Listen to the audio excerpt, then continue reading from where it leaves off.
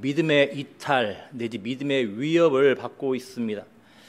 아마도 히브리서 성도들은 예수를 믿는다는 이유로 여러 가지 박해를 받고 있었던 걸로 보입니다. 너무나 힘이 드니 이들은 보다 더 안정적인 삶을 영위할 수 있는 유대교로 넘어가려는 모습들을 보입니다. 이런 상황에서 히브리서는 무엇을 말을 합니까? 유대교와 비교하여 우월하고 탁월하며 위대하신 예수 그리스도에 대해 말합니다. 그리고 이런 예수 그리스도를 믿고 사는 믿음의 달리기가 그저 말랑말랑하고 안정적인 것만은 아님을 구약의 믿음의 증인들의 모습을 통해서 보여줍니다. 그러면서 지난 시간에는 이런 믿음의 달리기를 잘 하는 데 있어서 필요한 것 세 가지를 간략하게 살펴봤습니다. 오늘은 지난 시간에 이어서 믿음의 달리기를 하는 데 있어서 필요한 것이 무엇인지 더 살펴보고자 합니다. 네 번째로 믿음의 달리기를 위해서 필요한 것, 믿음의 달리기의 창시자이자 완성자이신 예수를 바라보라입니다. 아까 말씀드린 대로 지난 시간에는 1절에서 믿음의 달리기를 하는 데 있어서 무엇이 필요한지 언급을 했습니다.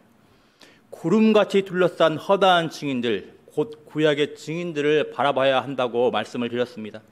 그리고 이들의 믿음의 달리기는 이미 검증된 길임을 확신하고 달려가야 함을 살펴봤습니다. 그리고 믿음의 달리기를 방해하는 모든 무거운 것과 얽매이기 쉬운 죄를 벗어버려야 함도 살펴봤습니다. 그리고서 인내로서 우리 앞에 당한 장거리 달리기를 해야 한다라는 점도 살펴봤습니다. 그렇지만 믿음의 달리기를 하는 데 있어서 가장 본질적이고 중요한 점은 2절부터 언급됩니다. 히브리서의 전체 논지가 그리스도의 위대함, 탁월함을 드러내어서 배교의 움직임을 보이거나 세상과 타협하려 하는 교회를 붙들어주고 경고하는 것에 있듯이 믿음의 달리기를 하는 데 있어서도 역시 예수를 가장 중심에 위치시킵니다. 그러면 왜 믿음의 달리기를 하는 교회에게 예수를 바라보라고 말을 하겠습니까? 그 이유는 결론적으로 말씀드리면 예수는 믿음의 주요 또 온전하게 하시는 이이기 때문입니다. 우리 개역 개정 성경에서는 믿음의 주요라고 번역되었는데 그래서 문맥상 적절한 번역은 믿음의 창시자 정도가 되겠습니다. 새 번역 성경에서도 이런 점들을 살펴서 이렇게 번역을 하고 있습니다. 믿음의 창시자요 완성자이신 예수를 바라봅시다. 이렇게 번역을 하고 있습니다. 여러분, 왜 예수를 바라봐야 합니까? 먼저는 예수님께서 친히 이 땅 가운데 우리와 똑같은 사람으로 오셔서 하나님의 약속 말씀을 전적으로 믿고 신뢰하며 순종했던 분이기 때문입니다. 그래서 하나님의 고귀하신 뜻인 자신의 백성들을 구원하는 데 필요한 요구를 완전하게 충족하신 분이기 때문입니다. 이런 예수님의 믿음은 믿음의 달리기를 하는 데 있어서 가장 탁월한 시작과 완성의 모델이 되십니다. 그래서 오늘 본문은 그리스도라는 호칭 대신에 시종일관 인성적인 측면을 강조하는 예수라는 이름 자체를 계속 사용을 하고 있습니다. 예수님은 분명 하나님의 본체의 형상이시지만 동시에 우리와 똑같은 사람으로서 가장 고통스럽고 수치스러운 과정을 경험하시는 분이십니다.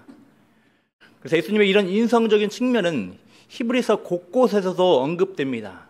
우리 한번 말씀 한번 읽어보도록 하겠습니다. 히브리서 2장 17절 18절입니다. 히브리서 2장 17절 18절입니다. 같이 한번 읽어보겠습니다. 그러므로 그가 범사의 형제들과 같이 되심이 마땅하도다. 이는 하나님의 일에 자비하고 신실한 대제사장이 되어 백성의 죄를 속량하려 하심이라. 그가 시험을 받아 고난을 당하셨은즉 시험 받는 자들을 능히 도우실 수 있느니라. 아멘. 이렇기 때문에 우리 교회에게 있어서 예수는 믿음의 온전한 본이며 완벽한 모델이 되시는 분이신 겁니다. 이렇게 예수께서 믿음의 달리기를 몸소 하셨기에 히브리서는 이 예수를 기꺼이 따라야 한다고 말을 하는 겁니다. 그러면 예수님께서는 어떻게 믿음의 달리기를 하셨습니까?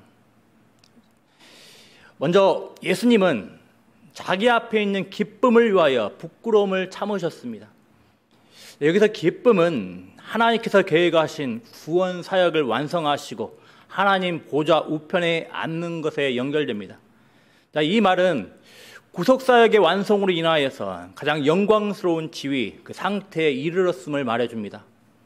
이 구속사역의 완성을 구약의 성도들은 정말 그토록 바라고 소망을 했습니다. 근데 예수님께서는 그 바라고 소망했던 바들을 믿음의 달리기를 통하여서 성취하고 경험을 했던 겁니다. 그렇지만 중요한 사실이 있습니다. 예수님은 아무런 과정 없이 저절로 기쁨에 이르지 아니하였다라는 겁니다. 예수님 앞에 있는 기쁨은 진실로 그 어떤 것으로도 비할 데 없는 영광스러운 기쁨입니다.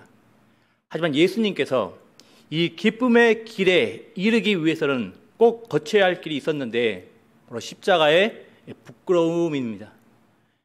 여러 가지 환난과 박해와 유혹, 고난 등의 직면에 있는 히브리의 교회는 바로 이런 점들을 바라봐야 했습니다. 지금 믿음의 달리기를 하는 히브리 교인들이 믿고 따르던 예수님도 기쁨을 위하여서 고난을 받았습니다. 예수님은 그보다 더한 고통과 극도로 잔인한 폭력과 수치와 조롱을 당하셨습니다. 따라서 믿음의 달리기를 하는 자들은 달리기 중에 세상의 박해와 위협으로 인하여서 피곤하고 낙심이 찾아올 때 죄인들이 이같이 자기에게 거역한 일을 참으시니 예수를 생각해야 하는 겁니다. 믿음의 달리기를 하는 자들은 믿음으로 십자가의 부끄러움을 개의치 아니하시고 죄인들의 거역을 참으신 예수님을 바라보며 도전을 받아야 하는 겁니다. 여러분, 예수님은 어떤 분이십니까? 우리와 똑같은 사람으로서 우리가 달려가야 하는 믿음의 달리기를 시작하시고 완성하신 분이십니다. 그런데 예수님께서도 믿음의 달리기를 하실 때 고난과 환난과 박해와 조롱과 위협, 유혹을 경험을 하셨다라는 겁니다. 따라서 예수님께서 참으신 부끄러움의 십자가는 우리를 위한 구원의 수단이 되지만 동시에 믿음의 달리기를 하는 자들에게 확신을 주며 도전을 주는 겁니다. 여러분, 예수님은 어떤 분이십니까? 우리가 경험을 하고 있는 세상의 위협과 조롱과 회유를 가장 최고치로 경험을 하셨고 믿음으로 승리하신 분이십니다. 또한 죄악된 본성으로부터 비롯되는 우리들의 위협과 무시와 냉소 어린 시선을 몸소 받으셨고 지금도 여전히 우리들의 거역과 거절을 당하시지만 우리들을 붙들고 계시는 분이십니다. 하나님의 영광의 광채이시며 그 본체의 형상이신 예수께서 부끄러움과 조롱을 참으셨습니다. 근데 왜 이겠습니까? 하나님이 주시는 영광스럽고 영원한 보상을 위해, 하나님이 주신 자녀들을 하나님 앞으로 인도하여 받는 기쁨을 위해서입니다. 그렇다면 결론은 분명합니다. 믿음의 달리기를 힘겹게 하는 여러 가지 힘든 상황에서 우리의 눈은 어디로 향해야 합니까? 우리와 똑같은 인성을 취하시고 십자가를 참으신 예수를 바라보고 우리의 믿음의 결승 지점이자 완성이라 할 수 있는 예수를 바라봐야 합니다. 믿음의 달리기를 하는 선수가 그 시선을 땅바닥이나 쳐다보고 있다면, 그리고 선수가 직면해야 할 여러 가지 문제들을 외면만 하고 있다면 제대로 된 달리기를 할 수 없는 겁니다. 이번 왜 히브리 교회의 믿음이 흔들립니까? 예수님을 바라보지 않았기 때문입니다. 특히 십자가를 참으시고 부끄러움을 개의치 아니하셨던 예수를 바라보지 않았기 때문입니다. 죄인들이 거역한 일을 참으신 예수를 바라보지 않았기 때문입니다. 그러니 환난이나 고난, 여러 위협과 유혹 앞에서 흔들리고 넘어지는 겁니다. 여러분, 예수를 바라보시길 바랍니다. 그래서 믿음의 달리기를 하며 필연적으로 경험할 수밖에 없는 어려움들을 예수님의 방식대로 바르게 대처해가는 은혜가 있기를 기도합니다. 또 예수님께서는 어떻게 믿음의 달리기를 하셨습니까? 예수님은 죄와 싸우되 피 흘리기까지 대항을 하셨습니다. 4절에서 히브리서에 언급되는 성도들은 죄와 싸우되 아직 피 흘리기까지 대항하지 아니했다고 말합니다. 이것은 무슨 말입니까? 아직 히브리서의 성도들은 적대적인 세상의 세력과 그 위협, 회유 앞에서 여러 가지 어려움을 당하고 있지만 피 흘림의 각오로 대항하지는 않았다라는 겁니다. 그러니까 너희들은 지금 죄와 싸운다고는 하지만 아직 예수님께서 대항하셨던 모습으로 대처하지 않고 있다라는 겁니다. 참고로 4절에서 언급되는 죄는 교회를 향한 세상의 어떤 적대적인 죄의 실체를 말을 합니다. 히브리서의 문맥을 따라 고려를 하면 믿음의 달리기를 하는 자에게 부과되는 어떤 경제적 위협이 될 수도 있고 어떤 불이익이 될 수도 있고 물리적인 위협과 따돌림 등을 말한다고 할 수 있을 겁니다. 그런데 히브리서는 이런 죄의 적대적인 실체 앞에서 너희들이 아직 피 흘리기까지 대항하지 아니한다고 말하는 겁니다. 억지로 수치화를 시켜보면 60-70% 정도의 힘만 쓰고 있다라는 겁니다.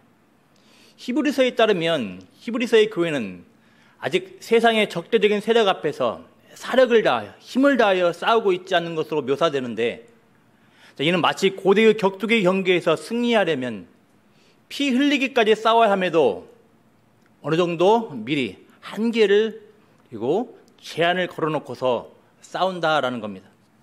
그러면 어떻게 되겠습니까? 당분간 그 몸은 피를 보지 않았기에 어떤 손해를 보지 않았기에 당장은 좋아 보이겠지만 그 사람은 승리의 길에서 멀어지고 말 겁니다. 달리기의 방식대로 말을 하면 믿음의 달리기를 제대로 하지 못할 것입니다. 마찬가지겠죠. 세상의 위협과 회의와 타협의 유혹 앞에서 60-70% 정도의 대항이란 있을 수 없습니다. 100% 온전한 대항만이 있을 뿐입니다. 믿음으로 인한 불이익과 손해가 두려워서 적당히 대항만 하고 있다면 필시 믿음의 달리기에서 이탈할 가능성이 높아지는 겁니다. 그래서 우리는 꼭 기억을 해야 되겠습니다. 믿음의 달리기에서는 사력을 다하여 힘을 다하여 대항하지 아니한 그 적당한 대처가 문제를 일으킬 가능성이 있습니다. 우리의 격투의 상대방은 죽기 살기로 피 흘리며 공격해 오는데 적당한 대항만 한다. 너무나 순진하고 가벼운 생각입니다. 이번 예수님을 바라보시기 바랍니다. 예수님은 그 앞에 기쁨을 위하여서 모든 것을 걸고 대항하셨습니다. 마지막으로 믿음의 달리기를 위해서 필요한 것 5번째 살펴보겠습니다. 믿음의 달리기에 참여하는 우리 자신이 어떤 자인지를 기억하라입니다. 5절 말씀에선 히브리서의 성도들이 마치 아들들에게 권면하신 것 같은 하나님의 말씀을 잊어버렸다고 말씀을 하고 있습니다. 그러면서 아비가 자녀를 올바른 모습으로 인도하기 위해 훈육, 징계하는 사실을 잠언 3장 11절, 12절에서 인용하여 권면을 하고 있습니다. 우리 같이 잠언 3장 11절, 12절 말씀을 인용한 5절, 6절 말씀 같이 한번 읽어보도록 하겠습니다. 같이 읽어보겠습니다. 또 아들들에게 권하는 것 같이 너희에게 권면하신 말씀도 잊었도다. 일렀으되 내 아들아 주의 징계하심을 경히 여기지 말며 그에게 꾸지람을 받을 때 낙심하지 말라. 주께서 그 사랑하시는 자를 징계하시고 그가 받아들이시는 아들마다 채찍질하심이라 하였으니. 아멘. 요점은 지금 너희들이 당하는 시련을 아비가 자기 자녀를 교육을 하고 성장시키기 위한 징계, 훈육으로 여기라는 겁니다. 따라서 오히려 지금 자신들에게 닥친 시련들을 하나님의 자녀로 여기는 증거로 삼으라는 겁니다. 당시 일부 성도들은 세상의 위협 앞에서 너무 힘들어서 예수님을 따르기를 포기하고 보다 더 안정적인 환경과 위치를 보장해주는 어떤 유대교로 돌아가려는 움직임이 있었습니다. 그렇기 때문에 이들은 예수를 따르는 길이 과연 하나님의 자녀로서의 삶이 맞는지 혼란스러워했을 겁니다. 그렇지만 히브리서는 오히려 이런 시련을, 이런 고난들을 하나님의 사랑의 징계로 받으라고 구약 성경을 인용하여 권면을 하는 겁니다. 징계는 하나님의 자녀라면 그 어느 누구도 예외 없이 받는 것이라고 말을 하면서 오히려 너희들은 이런 시련들을 통하여서 나타나는 징계들을 보면서 우리 자신이 친아들임을, 친자식임을 확신하라고 권면을 하는 겁니다. 하나님은 그저 아무 이유 없이 골탕 먹이시고 시련을 주시는 분이 아니십니다. 심지어는 우리의 범죄에 대해서도 선한 유익을 주실 목적으로 징계하시는 분이십니다. 따라서 지금의 징계가 즐거워 보이지 않는다 하더라도 우리를 예수의 피로 자녀로 삼아주신 아버지 하나님의 깊은 사랑과 섭리를 생각하며 믿음의 달리기를 하라고 촉구를 하는 겁니다. 여러분, 우리는 누구입니까? 하나님 아버지의 자녀입니다. 당시 사생아는 가문의 유업을 물려받지 못하고 친아들만 그 유업을 받게 되었다고 합니다. 그러면 다시 한번 여쭙습니다. 믿음의 달리기를 하는 우리 자신들은 누구입니까? 우리의 진정한 유업이 되시는 하나님께서 아버지가 되어주시는 그분의 자녀입니다. 아들 예수의 피로 완전히 하나님 아버지의 호적으로 옮겨져 하나님의 가족이 된 자들입니다. 세상에서 가장 영광스러운 예수의 피로 인하여서 세상에서 가장 복된 가치인 하나님의 거룩하심과 의와 평강의 열매를 맺어가들 자들입니다. 그렇다면 우리들은 우리들에게 닥친 시련들을 그냥 아무 생각 없이 불평어린 눈으로 보기보다는 우리를 하나님의 거룩함에 참여시키기 위하여서 징계와 훈육을 베푸시는 하나님 아버지의 애정어린 손길로 봐야 한다라는 겁니다. 여러분 많이 들어보셨겠지만 조선시대의 세자들은 다음 왕위를 얻기 위해서 아주 엄격하고 까다로운 훈육과 훈련을 받았다고 합니다. 왕의 아들이라고 해서 그냥 왕의 자리를 잇는 게 아니었습니다. 그럴 만도 한 것이 한 나라의 임금이 되어 국사를 논하고 나라를 경영하기 위해서는 그에 합당한 과정, 합당한 교육 훈련을 필요로 하는 법입니다. 그렇다면 당연히 하나님 아버지의 자녀들인 우리에게도 하나님을 대리하여 이 땅을 다스려가는 데 필요한 훈련들이 필요하지 않겠습니까? 하나님의 자녀답게 구별되게 살아가는 방식들을 배우지 않겠습니까? 믿음의 달리기를 끝까지 완주할 수 있도록 때로는 혹독한 훈련이 필요하지 않겠습니까? 여러분, 시련을 받고 계십니까? 그것이 나의 연약함으로 인함이든 아니면 갑자기 이해할 수 없이 찾아온 시련이든 그것은 우리를 온전케 하시려는 하나님의 사랑의 손길임을 기억하시길 바랍니다. 문제는 이 시련들을 하나님 아버지의 선한 징계, 훈육으로 생각하지 않고 하나님을 오해하고 하나님을 불신하며 하나님과 불편한 관계를 이어가고 있는 것이 문제인 겁니다. 여러분, 우리는 어느 편을 선택을 해야 되겠습니까? 하나님께서 아버지 되심을 신뢰하시길 바랍니다. 그 아들 예수의 생명을 내어주실 정도로 우리를 사랑하신 아버지 하나님의 자녀라는 사실들을 신뢰하시길 바랍니다. 그리고 이 변하지 않는 사실들에 근거하여서 믿음의 달리기를 인내로써 하는 은혜가 있기를 기도합니다. 말씀했습니다. 우리는 지금 믿음의 달리기를 하고 있습니다. 그런데 항상 아무런 문제 없이 컨디션이 최고인 상태로 달리기는 할 수 없을 겁니다. 우리도 때로는 달리기를 하던 중에 겪는 것처럼 손이 피곤해지고 무릎이 연약해져서 제대로 믿음의 달리기를 할 수 없는 상황에 처할 때도 있습니다. 그럴 때 우리는 무엇을 기억을 해야 되겠습니까? 우리의 피곤한 손과 연약해진 무릎을 이렇게 세울 수 있는 달리기 전략이 무엇이겠습니까? 13절에서는 너희 발을 위하여서 고등길을 만들라고 권면을 합니다.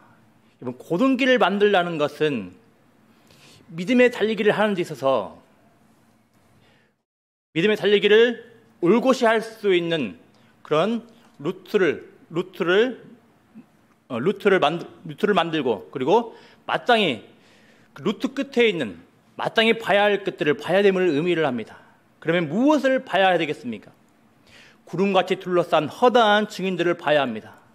무엇보다도 우리의 믿음의 창시자요 완성자이신 예수님을 바라봐야 합니다.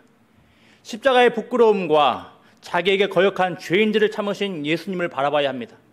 그리고 이 예수의 피로 인하여서 하나님 아버지의 존귀한 자녀가 된 우리 자신들을 바라봐야 합니다. 그럴 때 세상의 위협과 회둥으로 인하여서 달리기를 하면서 절뚝거리게 된 우리의 발이 고침 받는 겁니다.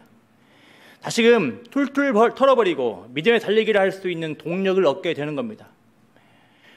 바라기는 세상의 압박과 유혹 앞에서 세상과 타협하며 믿음의 달리기를 적당히 하는 편이 아니라 세상에 감당할 수 없는 믿음의 달리기를 하는 저와 성도님들 되기를 바랍니다. 찬양하겠습니다. 찬송가 150장입니다.